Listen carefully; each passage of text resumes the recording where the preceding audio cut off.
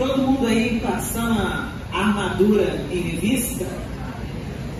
Pessoal, esse tema é tão apropriado para os dias que nós estamos vivendo, que o diabo não está brincando de ser diabo, não. Mas tem muito crente brincando de ser crente. E o Senhor está levantando o seu exército, porque Ele vem buscar uma noiva madura, pronta para o casamento. Ele não vem buscar uma criança. Então é tempo de nós amadurecermos, né? E maturidade, gente, vamos combinar, não é sobre idade.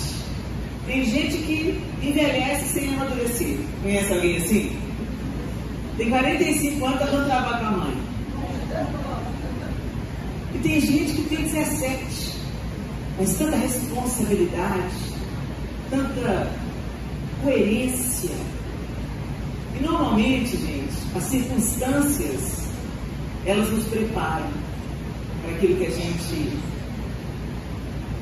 pode desfrutar e amadurecer. O tema é forjadas para a guerra. Então eu fui lá no dicionário para saber o significado de forjado. O que é forjado? Segundo o dicionário, a forja é uma fornalha, fole e bigorna, de que se servem os ferreiros e outros artífices que trabalham o metal. Oficina onde esses ferreiros e artífices trabalham o ferro ou outro metal pela ação do calor, utilizando instrumentos como a bigorna e o martelo. Você lembra aí pelos desenhos animados o que é a bigorna? Bigorna é aquele metal pesadão assim, reto, e o martelo, você já sabe o que é, só que o martelo do ferreiro, ele é um pouco mais robusto do que esse martelo que a gente prega o prego na parede. E a fornalha por quê? Porque o processo é, o metal é levado no fogo, até ele ficar incandescente. Por que incandescente? Porque vai ficar maleável, porque o metal é rígido, aí ele fica maleável. Aí o ferreiro tira do fogo, põe na bigorna e vem com o martelo. Para forjar uma espada, uma faca, uma arma. E aí ele olha, parece que está pronto o trabalho. Ele testa. Se o corte ainda não está bom, o que ele faz? Ele volta para o fogo. Incandescente. Vem para a bigorna. Tira da bigorna e vai na água. Olha se está forte. E esse é o processo do Senhor conosco. Exatamente assim que o Senhor nos forja. Quando a gente olha para as Escrituras Sagradas, a gente vai ver os grandes homens de Deus sendo açoitados, perseguidos, exilados, presos. Eu não sei de onde que a gente tirou uma ideia de evangelho triunfalista, gente. Porque se a gente olhar para a Bíblia, a gente vê um evangelho vencedor, sim, mas pelo sofrimento. A começar pelo nosso Senhor. O inferno pensou que estava ganhando. Mas na verdade, foi na cruz que o Senhor despojou todos os nossos inimigos. O que é despojar? Tirar as armas. Jesus despojou o inferno. Mas acontece que às vezes a gente dá arma para o inferno. A gente arma Satanás quando a gente não dá importância para as suas ameaças, para os seus blefes, e quando a gente acredita nas mentiras que ele conta.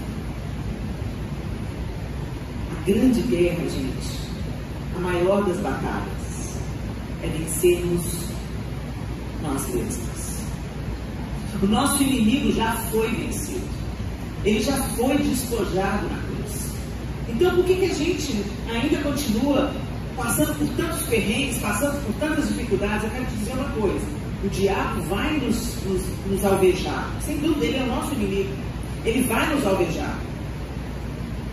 Mas se nós estivermos escondidos no Senhor, vivendo em comunhão íntima com Ele, nada vai me acontecer? Não, vai me acontecer. Mas tudo debaixo da permissão de Deus. Vocês lembram quando Satanás foi querer tocar na vida de Jó? O que ele fez primeiro? Ele foi lá de permissão para Deus. Quando nós pertencemos a Deus, o que a Bíblia fala? Aquele que é de Deus, o maligno não, a não ser que o Senhor fala, pode tocar, porque eu vou trabalhar com essa pessoa. Tem prova, gente, que vem pela permissão do Senhor para que o diabo nos alveje. Tem prova que o Senhor mesmo pega a gente pela mão e leva a gente para o deserto. E ali no deserto Ele nos ensina tanto sobre o seu amor, sua graça, seu favor. E se você duvida, eu quero que você lembre aí dos momentos da sua vida onde você mais aprendeu, as maiores lições da sua vida, as maiores vitórias que você experimentou, o maior alívio que você recebeu foi depois de uma grande batalha, depois de uma grande luta, depois de um grande sofrimento. E com o nosso Senhor foi diferente, gente. O Pai não poupou o seu próprio Filho. Jesus chega a transpirar sangue. O topo da angústia que o ser humano pode fazer, os médicos dizem que para um ser humano transpirar sangue, ele já alcançou um nível máximo de angústia. E os vasos sanguíneos começam a se romper e misturam com o suor e vem para fora. Isso é um evento raríssimo e que demonstra um intenso estado de dor, de angústia e de sofrimento. Nosso mestre sendo esmagado no Getsemane e o azeite saindo da vida dele para a nossa redenção. Jesus é o nosso parâmetro, gente. É bonito a gente cantar o nosso general é Cristo, mas Ele é mesmo. Ele é o nosso general. E se nós andarmos por aí como soldados desertores, nós vamos comer o pão que o diabo amassou. Mas se a gente estiver debaixo da direção do nosso comandante, ele não prometeu que nós não teríamos os nossos estilhaços de guerra. Ele não prometeu que você não ia perder um braço, uma perna. Ele não prometeu. Ele falou, vocês terão aflições, mas tem de bom ânimo.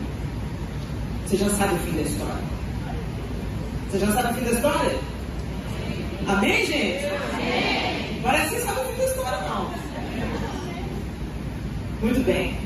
Abra sua Bíblia comigo em Efésios, capítulo 6, do verso 10 em diante. Efésios 6, a partir do verso 10. A minha Bíblia é da linguagem NVI, a nova versão. E diz assim, a partir do verso 10. Finalmente, sejam fortalecidos no Senhor e na força do seu poder. Vistam-se de toda a armadura de Deus, para poderem ficar firmes contra as ciladas do diabo. Pois a nossa luta não é contra sangue e carne, mas contra os poderes e as autoridades, contra os dominadores deste mundo de trevas e contra as forças espirituais do mal nas regiões celestiais. Por isso, vistam-se de toda a armadura de Deus para que possam resistir no dia mau e permanecer inabaláveis depois de terem feito tudo. Assim, permaneçam firmes, cingindo-se com o cinto da verdade, vestindo-se com a couraça da justiça e tendo os pés calçados com a prontidão do Evangelho da paz. Além disso, usem o escudo da fé com o qual vocês poderão apagar todas as setas inflamadas do maligno. Usem o capacete da salvação e a espada do Espírito, que é a palavra de Deus.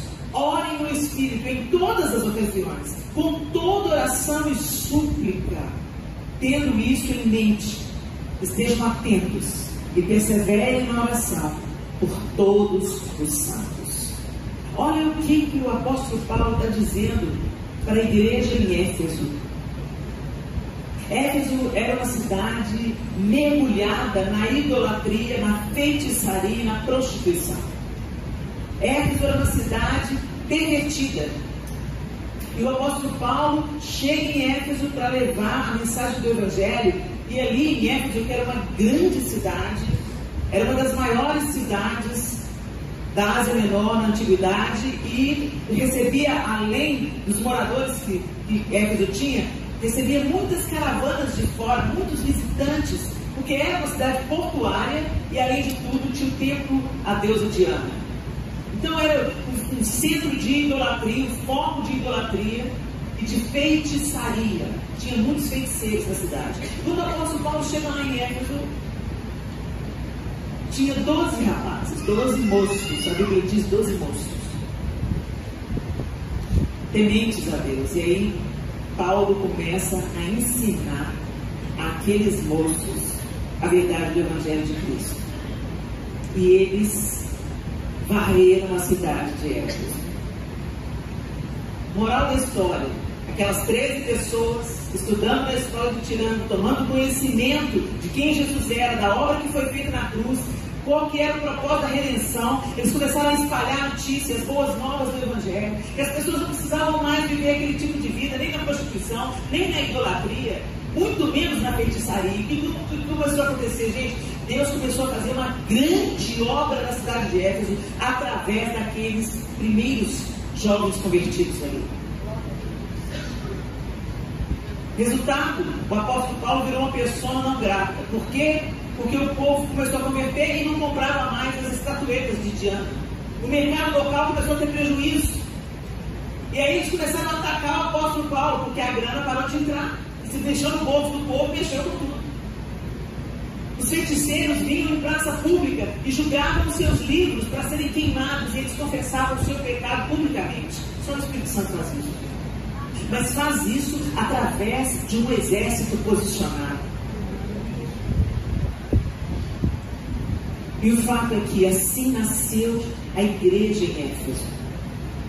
Que coisa linda! E como a igreja em Éfeso floresceu. A partir de Éfeso, as outras igrejas foram sendo fundadas. Então você lembra lá das 7 igrejas do Apocalipse? Esmirna, Pérgamo, Tiatira, Filadélfia. Vocês lembram dessas igrejas? Elas foram fundadas a partir de Éfeso. Olha como é que Deus é estratégico. E aí agora o apóstolo Paulo, que já tinha feito um grande trabalho em Éfeso, e agora lá já tinha uma igreja formada, pronta, sólida, trabalhando, servindo, avançando, ele manda para essa igreja essa carta. E nesse trecho da carta ele diz: finalmente sejam fortalecidos no Senhor e na força do seu poder. Gente, nós temos que buscar fortalecimento em tantas coisas. Mas tanta gente está doente. Dentro da igreja, não estou falando de gente que não conhece Jesus, não. Dentro da igreja, quadros depressivos, ansiedade, burnout, pânico, terror noturno. Tanta gente adoentada dentro da igreja. Isso para a gente é um sinal. Por que essas doenças, que são legítimas, que são verdadeiras, estão achando oportunidade no meio do povo de Deus? Às vezes você pensa que Satanás vai se levantar como um perseguidor que vai te encerrar numa prisão, mas muitas vezes ele só te distrai. Ou ele só te enche de notícia. Você fica sabendo de tudo e a sua cabeça fica cheia de porcaria. Você não tem tempo para ler a Bíblia, mas você está em dia com todos os assuntos que estão rolando lá fora. Você está em dia com a última fofoca gospel, você está em dia com o último artista que separou, você está em dia com a última notícia da política, você está em dia com todas as questões estressantes, angustiantes que nós estamos vivendo no nosso tempo. De vez em quando chegam as notícias em mim, como chegou essa semana, e eu choro. E eu sou tomada pela ira. Senhor, tem misericórdia, eu não acredito que isso está acontecendo. Mas a minha ira não produz a justiça de Deus. Então eu tenho que ir para Ele com os meus fardos e deixar os meus fardos aos pés dele e pegar o dele. Porque Ele falou que o dele é leve. Como é que a gente vai lutar uma batalha com as mãos ocupadas?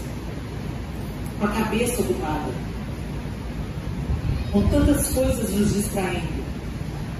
O apóstolo Paulo está falando para a igreja de Éfeso, está falando para a gente hoje: sejam fortalecidas no Senhor. No Senhor, não é em outro lugar, gente. Quando Jesus encontra uma mulher em Samaria e fala assim: quem beber da água desse poço tornará a ter sede. Poço é aquilo que o homem constrói, fonte é aquilo que Deus constrói. Mas quem beber da água que eu lhe der, não é da água da religião, não é da água da comunidade de fé, do relacionamento íntimo e pessoal. Quem beber da água que eu lhe der, nunca mais terá sede.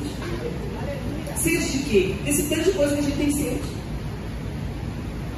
A gente tem sede de aprovação, a gente tem sede de status, a gente tem sede financeira, a gente tem sede materialista, a gente quer ter caprichos da gente satisfeitos, a gente tem sonhos materiais, e não tem nada de errado de ter sonhos materiais, não, gente. Só que isso é secundário. Não vai dentro do caixão a sua casa, o seu carro, o seu título, o seu diploma, não vai nada dentro do seu caixão. Você vai, do jeito que você veio ao mundo, se encontrar com Deus. Nem o seu corpo você vai levar. Nem o seu corpo vai estar diante de Deus sem o seu corpo. No último dia que você vai receber o seu corpo glorificado. Mas por que nós somos tão materialistas? Por que a gente investe tanta energia e tempo para parecer que você é bem sucedida, parecer que você está em dia com a moda, parecer que você é inteligente, parecer que você é articulada, parecer que você é uma grande mulher de Deus? Não pareça, minha linda, seja. A gente trabalha muito pela aparência e a gente simplesmente deveria buscar o fortalecimento do Senhor para que Ele seja a nossa essência. E aí, quando você está cheio, eu transbordo.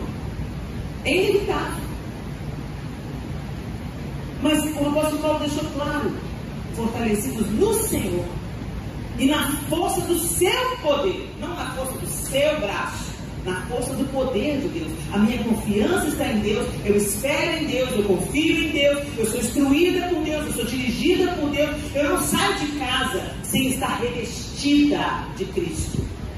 Porque quando você olha para a armadura que o mesmo apóstolo Paulo cita aqui: vistam-se de toda a armadura de Deus para que possam resistir no dia mau. Ou seja, o dia mau vai chegar. Para vocês resistirem no dia mau. A gente não sabe quando, mas ele vai chegar. Para todas nós aqui, indistintamente.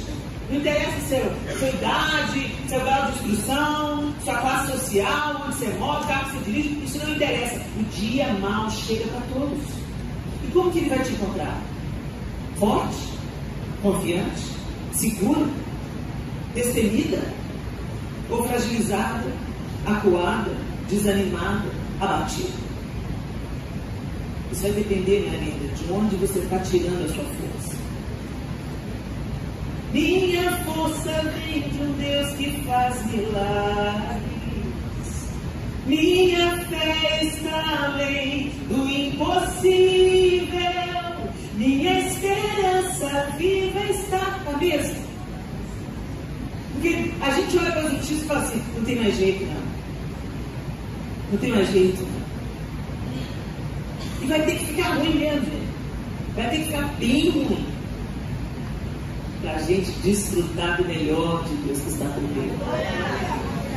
Para a gente tem que enxergar, o coração esperançoso, gente, não vê as más notícias, as perseguições, as injustiças como uma coisa, só uma coisa terrível. Uma coisa terrível a gente sente. Quando alguém está sendo injustiçado, a gente tem sempre de barato, não, a gente sente. Mas o Senhor quer nos apresentar uma outra perspectiva.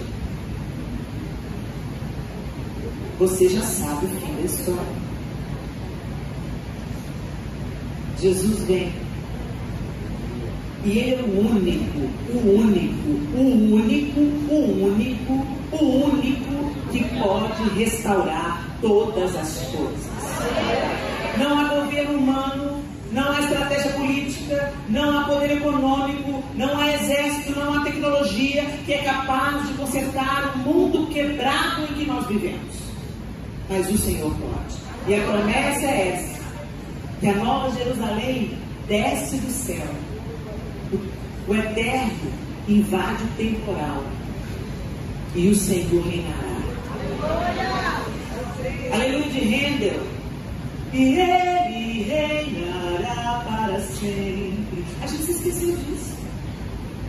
A gente está buscando as nossas resoluções nas coisas dessa terra. E esse era o problema da igreja de Éfeso. Estava começando a ficar intimidada, estava começando a ficar temerosa, e o apóstolo Paulo manda uma palavra de encorajamento. Não, sejam fortalecidos do Senhor, na força do seu poder, vistam-se de toda a armadura de Deus. E quando você olha para a armadura de Deus, ele fala, cingindo-se com o cinto da verdade. A gente gosta muito de falar, vamos vestir a armadura de Deus. Pega aí, e a gente faz os atos proféticos, né? Mas muito mais, gente, do que a gente colocar um cinto imaginário, é você se cingir da verdade. A verdade prende tudo. O cinto é aquele que prende tudo, todo o resto da armadura.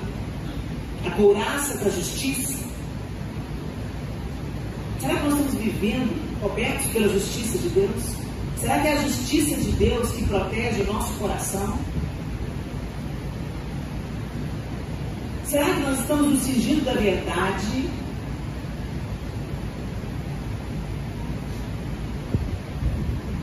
Vestidos-se com a couraça da justiça e tendo os pés calçados com a prontidão do Evangelho da paz. Por onde você anda, você anuncia o Evangelho da paz. Você está em guerra, mas você serve ao príncipe da paz. A mensagem que a gente anuncia é: não se desespere, a gente conhece o fim da história, Deus quer te restaurar, Deus quer te resgatar, vem para cá. Sai da fileira inimiga e vem para cá, porque esse exército aí vai atender. Por onde a gente andar, pela universidade, pelo bairro, pela nossa família, pela nossa casa, fazendo diferença e anunciando as boas novas do Evangelho. Além disso, usem o escudo da fé, com o qual vocês poderão apagar todas as setas inflamadas do maligno. Uma estratégia do diabo é nos enfraquecer com as mentiras. Quantos pensamentos você tem? Nosso campo de batalha aqui, ó, é diário. Todo dia você é atacada na sua mente. Todo dia você tem um pensamento que não vem do céu para você. Todo dia você pensa alguma coisa do tipo: eu não vou conseguir. Isso não é para mim. Minha casa está perdida, não tem jeito mais. Deus não me ama o suficiente. Deus não vai atender a minha oração. Ele tem coisa mais importante para fazer. Eu não aguento mais, estou exausta. Deus me abandonou. Eu estou tendo uma crise de fé. Não sei mais em que eu acredito. Eu estou tão confusa. Quantos pensamentos passam pela nossa mente todo dia? Você não é boa mãe. Você é uma péssima esposa. O acusador está com a boca dele arreganhada para soprar as mentiras no nosso ouvido todo dia. E se você, minha linda, não tiver com a espada da fé repelindo todos os dardos inflamados do maligno, você vai sucumbir. A fé é a firme confiança naquilo que nós esperamos. Firme confiança. Senhor, eu não estou entendendo nada, não sei porque eu estou passando por isso não, mas eu creio que o Senhor vai fazer com que todas as coisas cooperem conjuntamente para o meu bem, porque eu tenho amado o Senhor de todo o meu coração, de todo o meu entendimento, por toda a minha alma, por todas as minhas forças. E essa promessa de Romanos, gente, É para quem ama a Deus. E amar a Deus não é cantar canção de amor, não. Amar a Deus é obedecer. Aquele que tem os meus mandamentos e os obedece, esse é o que me ama. Então a gente tem que parar de amar a Deus com as nossas palavras e passar a amar a Deus com a nossa vida, com as nossas respostas, com a maneira como a gente vive a vida ordinária, a vida do dia a dia. Sabe por quê, gente? Porque como você vive o dia a dia é como você vive a vida. A vida não é feita dos dias extraordinários. A vida não é feita dos congressos. A vida não é feita do dia do casamento, do dia do nascimento de alguém querido. Esses são os momentos extraordinários. A vida é feita dia a dia, segunda, terça, quarta, quinta, sexta, sábado, domingo. Segunda, terça, quarta, quinta, sexta. Como é que você está vivendo o seu dia? Onde você tem investido o seu tempo? Como você está nutrindo a sua fé? Essa é a nossa batalha. A gente é armado, perigoso, mas não sabe usar arma.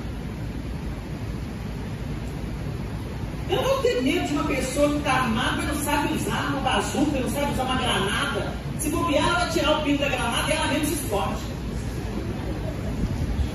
Agora, se você está armado e sabe manusear a sua arma, o diabo vai tirar a palavra para você não. O inferno vai tirar a palavra para você não. Ele sabe que vai levar chumbo. E é o chumbo que o diabo leva, não é nosso não. É o Senhor que acerta as contas com ele. Parece um paradoxo quando a gente fala de batalha, de espada, de escudo, como o apóstolo Paulo coloca aqui. Mas na verdade, gente, quando você olha a verdade, quem é a verdade? Quem é a justiça? Sobre quem é o Evangelho da Paz? Nós temos fé em quem? Quem é a nossa salvação? Revistam-se de Cristo.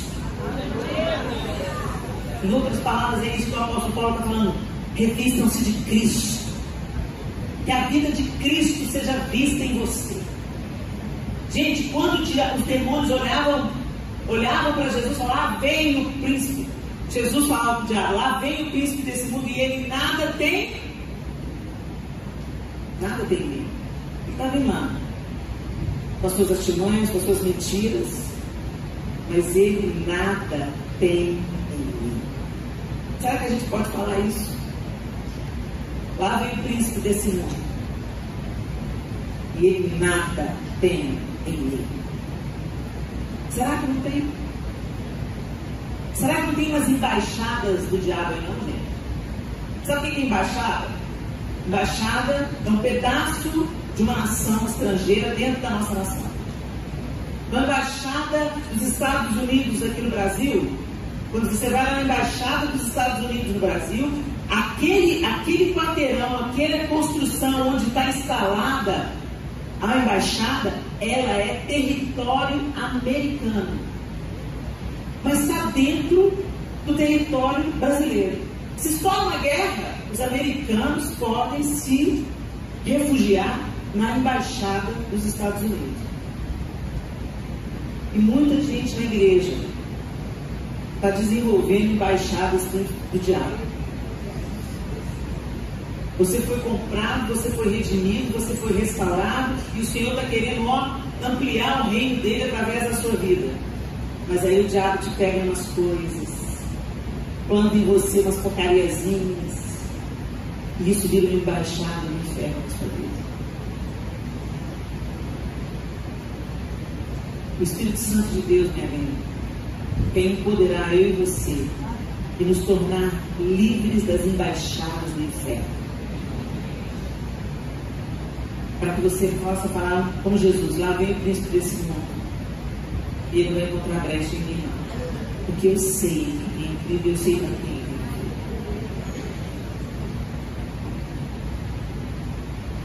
Ore no Espírito em todas as ocasiões. Gente, às vezes a gente pensa que a nossa oração é só aquela oração que nós verbalizamos. Não.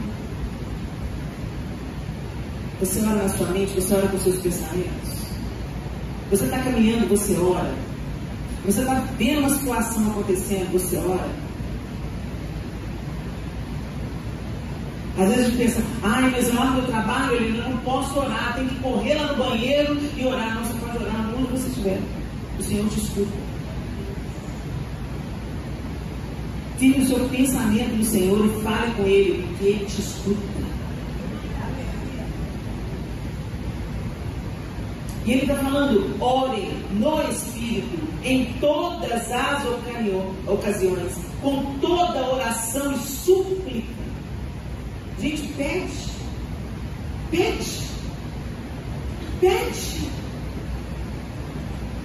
Nós pedimos e não recebemos porque a gente pede mal. Pede só pensando nos nossos prazeres temporários. Mas se você dobra o seu joelho e você começa a gerar e a orar aquilo que Deus quer trazer à existência, a história ao nosso redor muda. Às vezes o Senhor vai falar assim, ainda não, mas continua orando. Ainda não. Vocês lembram de Daniel? O Senhor ouviu a oração de Daniel na primeira vez. Mas o anjo que veio com a resposta teve que encontrar o príncipe da Pérsia no meio do caminho, um demônio, uma potestade que lutar contra ele. Continue orando. Não é porque você não está vendo o resultado que você vai parar de orar. Só pare de orar se o Senhor falar, chega, estou dizendo não, acabou.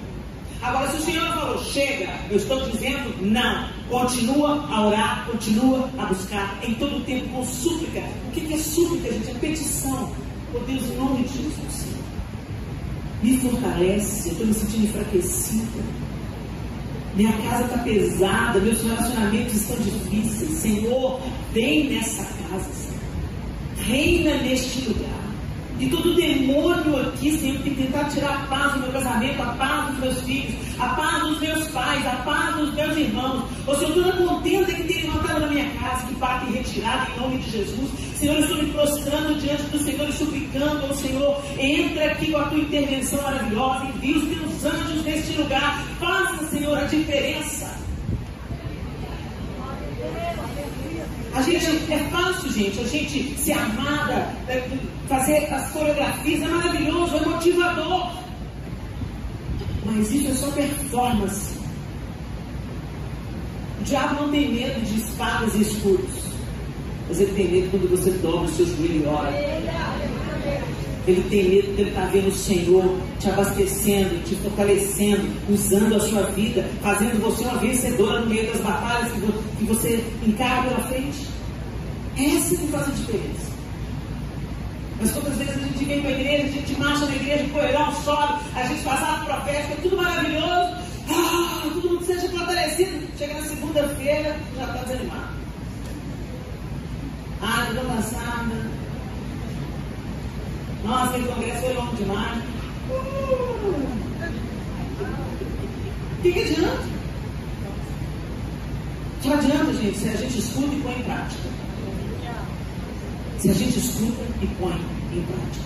O apóstolo Paulo está falando, ore no Espírito em todas as ocasiões. Em todas as ocasiões. Nas ocasiões boas, nas ocasiões difíceis. Com toda oração e súplica, tendo isso em mente, estejam atentos e perseverem na oração por todos os santos. Gente, eu tenho certeza absoluta que em momentos da minha vida eu não sucumbi porque tinha gente orando por mim.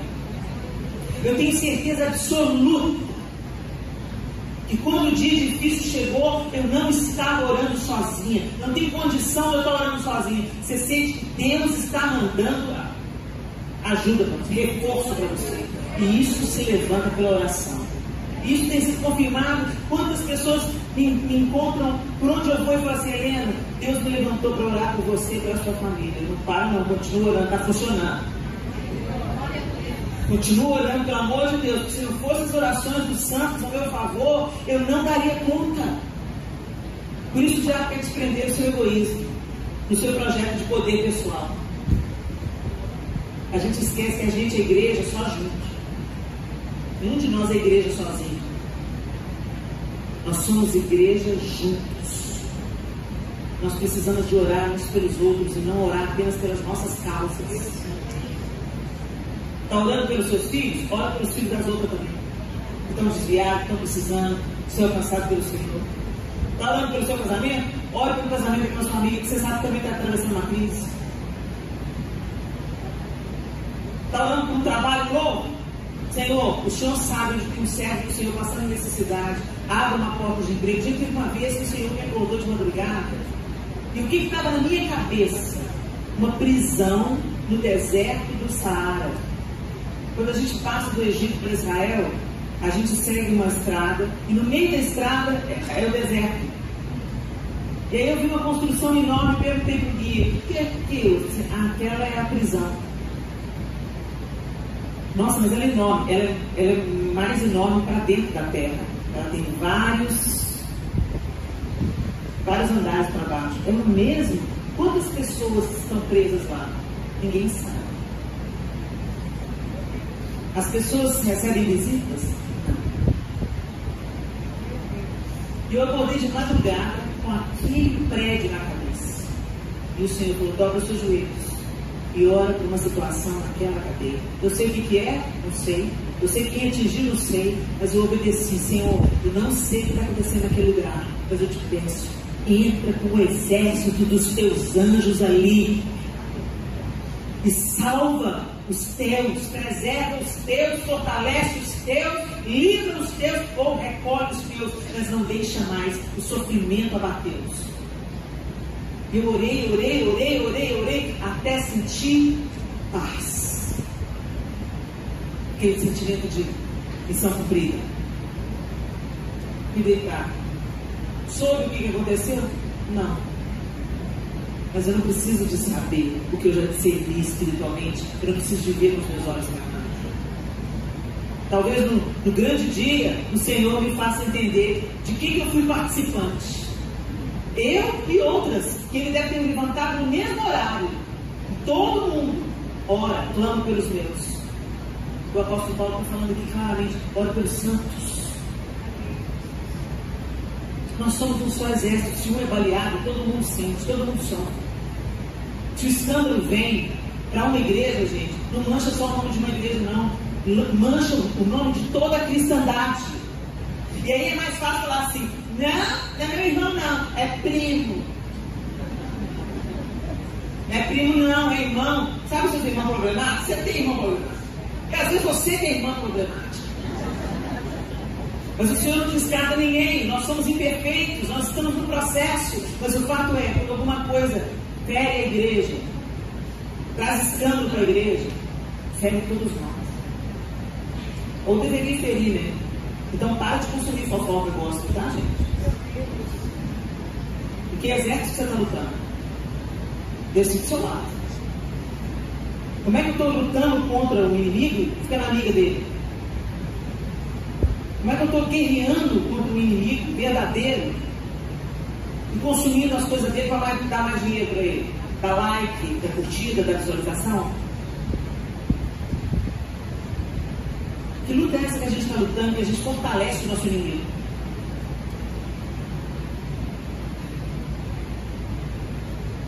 Perseverem na oração por todos os santos. Aos Coríntios, o apóstolo Paulo diz no capítulo 10, de 3 a 5: pois embora vivamos como homens, não lutamos segundo os padrões humanos.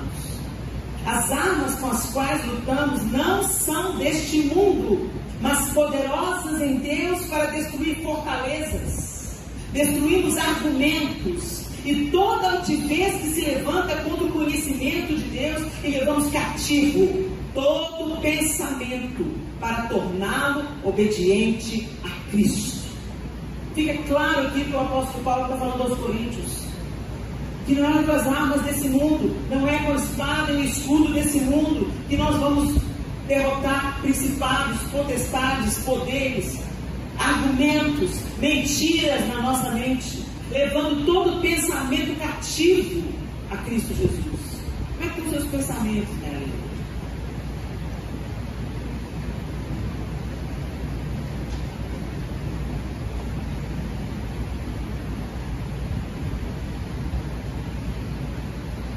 O que você tem pensado?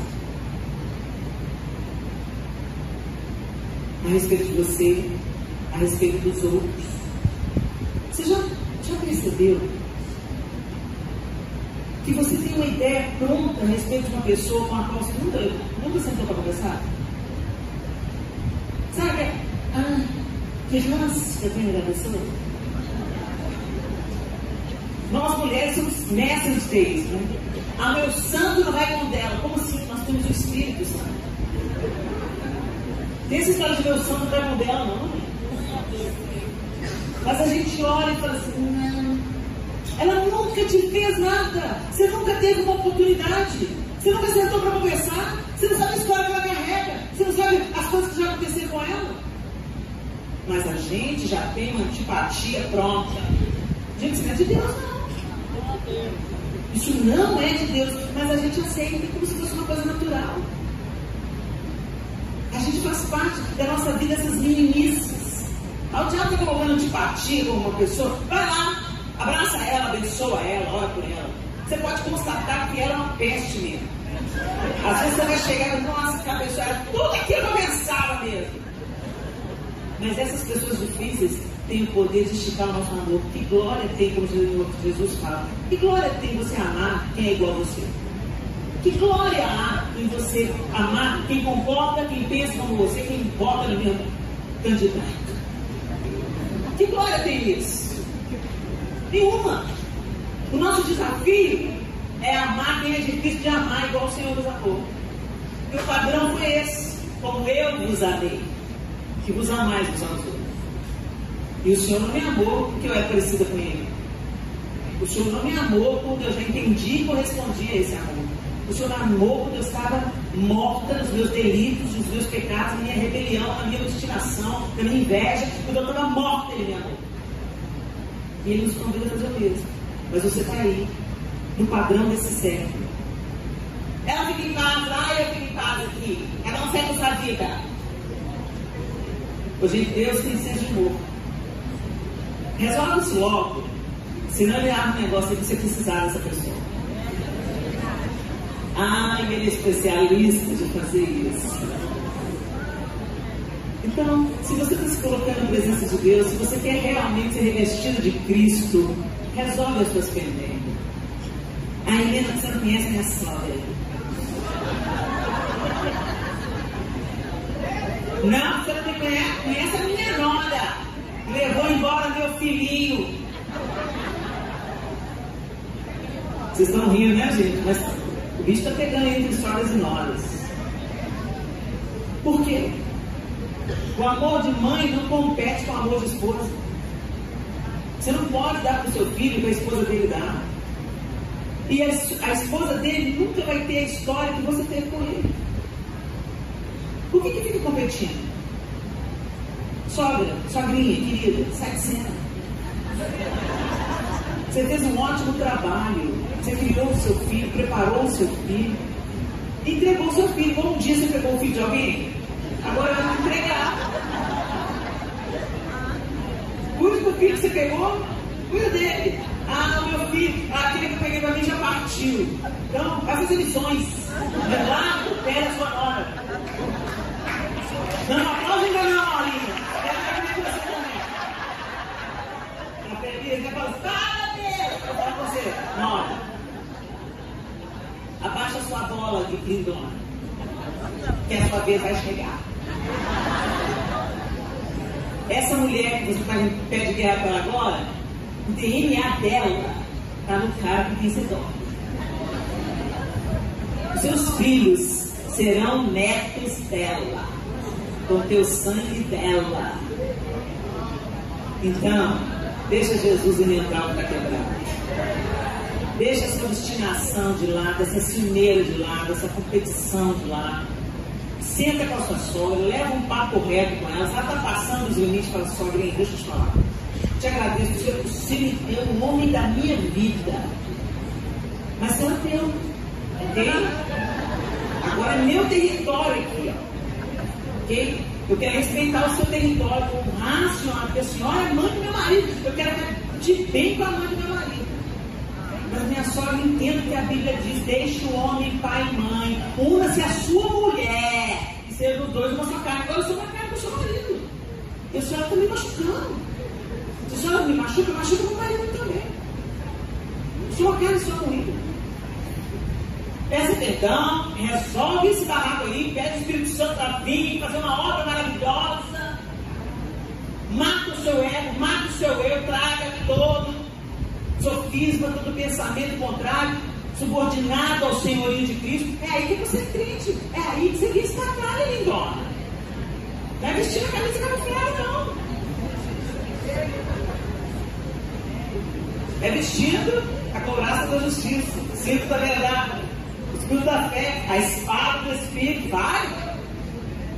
Sua sogra não é o dragão, sua nora não é o bicho-papão.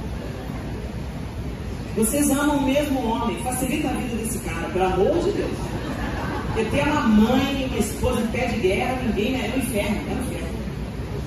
Colabora com esse homem, ok? E entenda só, você já viveu mais, você já passou pelo processo, você já esteve no lugar de nora, você está no lugar de nora primeiro. Então quero te dizer, minha linda, você que é sogra como eu, sou sogra, 2 noras maravilhosas, maravilhosas, não sou boba nem nada de brigar com as mães do meu neto. A mãe do meu neto é a futura mãe do meu neto. Só se eu fosse trouxa, né? São minhas filhas.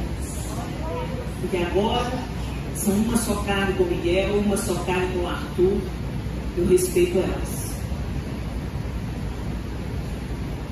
Pensa nisso. Em Filipenses 4, 4 a 9, já estou terminando, gente. Fala assim: portanto, você, meu filho, fortifique-se na graça que há em Cristo Jesus. Gente, o que significa isso? Às vezes, usando o exemplo que eu estava usando aqui agora, Helena, eu não dou conta. Isso aí você já está me pedindo demais. A minha sogra, eu estou achando que ela precisa de um exorcista. A minha nora já me desacatou, já falou coisas terríveis. Como é que eu vou perdoar isso? Fortifique-se na graça que há em Cristo Jesus. Sabe o que é graça, gente? Que a gente recebeu sem merecer. Favor que nós não merecemos. Você peca, e pede perdão para Deus e Ele perdoa. E Ele provê. E Ele sara a ferida. E Ele derrama o bálsamo. E Ele dá livramento. E Ele inclina os ouvidos à sua oração. O que você merece? O que eu mereço? Graça. Fortifique-se na graça. O que a mulher está do seu lado falando? Fortifique-se na graça.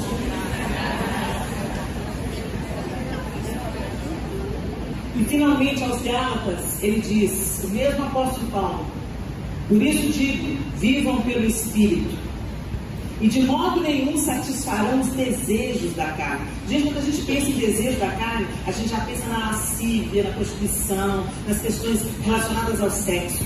Não, gente. Desejo da carne é você querer dar uma voadora na nora. Desejo da carne é você falar mal da sogra. Desejo da carne é tudo que você... A sua razão está na frente, a sua vontade está na frente, o que você acha, a minha opinião está na frente. Vontade da carne. Vontade da carne. Qual que é a vontade de Deus para a sua vida? Vivam pelo Espírito Santo, e de modo nenhum satisfarão os desejos da carne, pois a carne deseja o que é contra o Espírito, o Espírito que é contra a carne.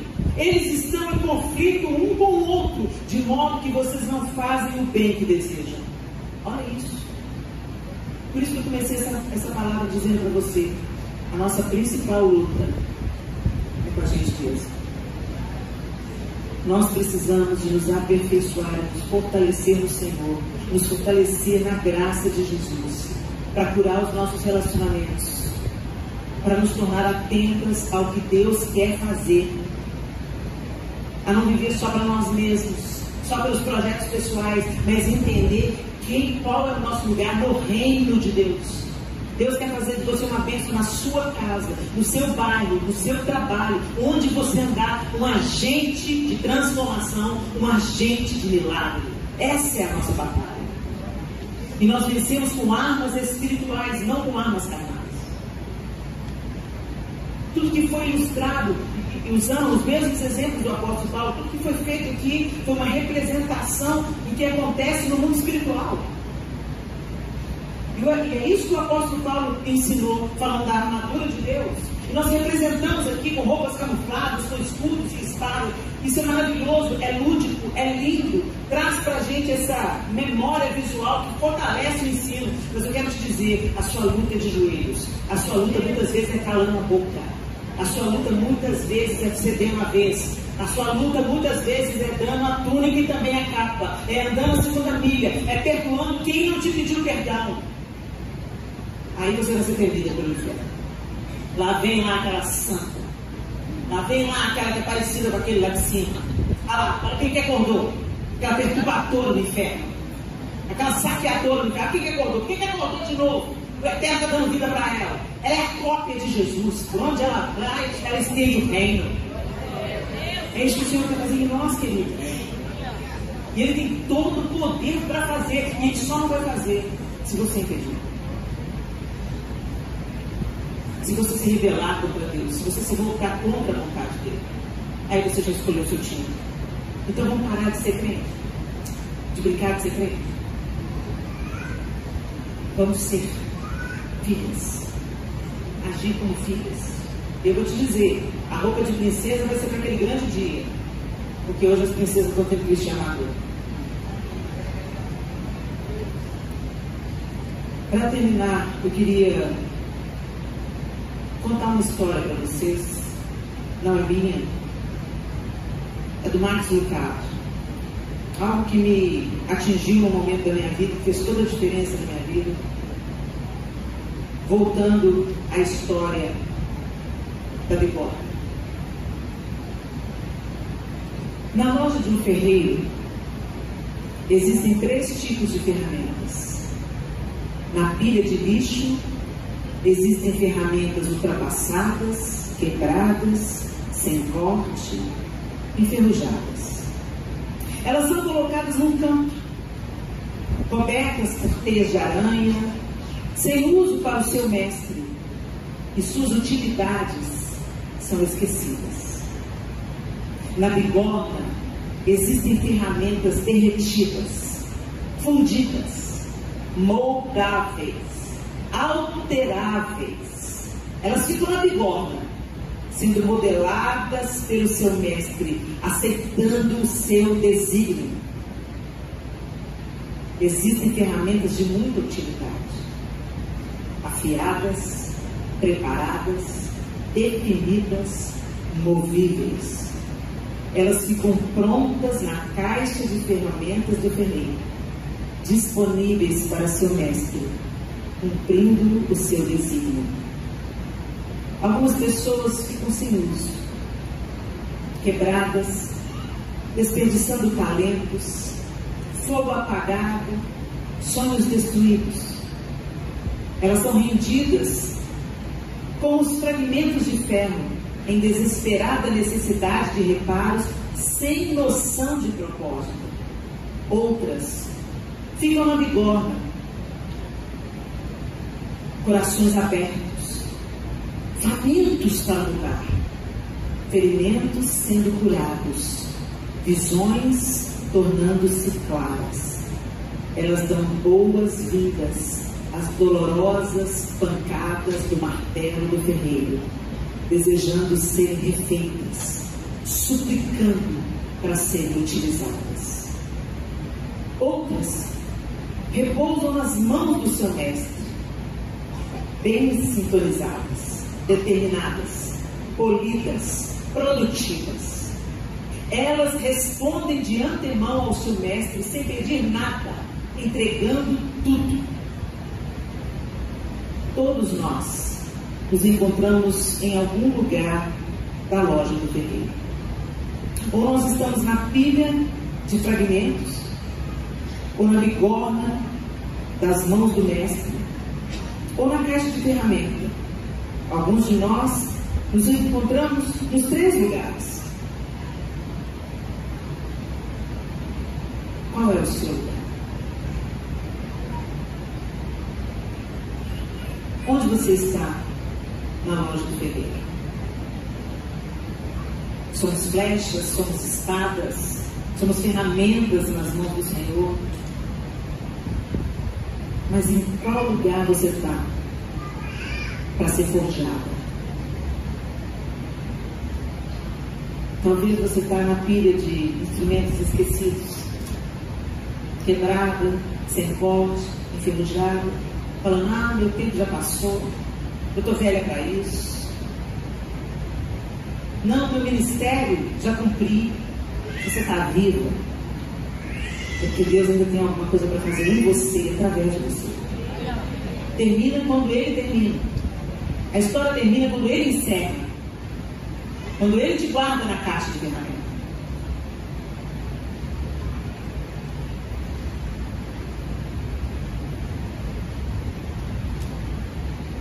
Talvez você esteja na bigorna.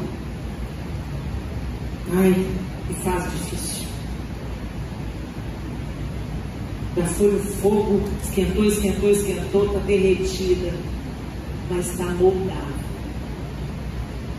Às vezes você vem de uma história de sofrimento que te ensinou tantas coisas, então você está moldável. Deus pode usar isso aí para te aperfeiçoar e te dar corte, te dar propósito. É tempo de refrigério ainda. Porque o próximo passo depois da bigorna, da fornalha e da bigorna, é a água. Deus tem refrigério também para você.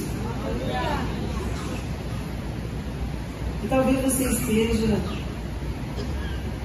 afiada, preparada, definida,